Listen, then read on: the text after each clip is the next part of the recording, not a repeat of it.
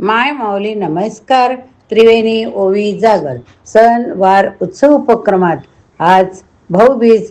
भाऊबीज म्हणजे काय? अभिवाचनातून जाणून घेऊया. कार्तिक शुद्ध द्वितीयेला भाऊबीज साजरी केली जाते. या दिवसाला यमद्वितीया म्हटले जाते.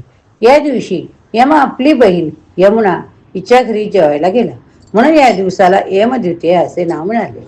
यमुना म्हणजे कालिंदी ही श्रीकृष्ण यांची चौथी पत्नी. ही नदी असून यमराज यांची सख्खी, शनिदेव यांची सावत्र बहीण, सूर्य आणि संध्यादेवी यांची मुलगी.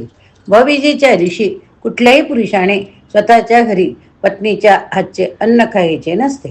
त्याने बहिणीच्या घरी जावे, तिला वस्त्रालंकार वगैरे देऊन तिच्या घरी भोजन करावे.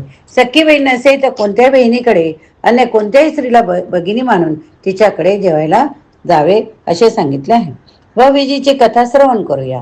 यमद्वितीयेला यमराज आपली बहीण यमुना हिच्या घरी जेवायला जातो. त्यामुळे या दिवशी नरकात खितपत पडलेल्या जीवांना त्या दिवसापुरते मोकळे करतो. त्यामुळे भाऊबीजेला वेगळं महत्त्व. एखाद्या स्त्रीला भाऊ नसेल तर तिने कोणाही परपुरुषाला भाऊ मानून ओवाळावे. ते शक्य नसल्यास चंद्राला भाऊ मानून ओवाळण्याची पद्धत आहे. अपमृत्यू येऊ नये म्हणून धनत्रयोदशी, नरक चतुर्दशी, यमद्वितीयेस मृत्यूची देवता यमधर्म याचे पूजन करून त्याच्या 14 नावांनी तर्पण करण्यास सांगितले आहे. असं केल्यास अपमृत्यू येत नाही. विधी काय? तर अपमृत्यू निवारणार्थ यमधर्म प्रीत्यर्थ यमतर्पणम करिष्ये असा संकल्प करून तर्पण करावे.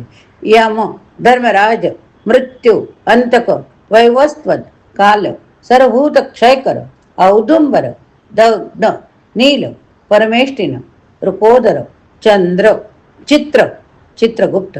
भाऊबीजेला बहिणीने भावाला टिळा लावून त्याला ओवाळावे. बहिणीने भावाच्या हाताला लाल पिवळा धागा बांधावा. त्यानंतर गोड पदार्थ भावाला खाऊ घालावा. भावाने आशीर्वाद द्यावा, भेटवस्तू द्यावी.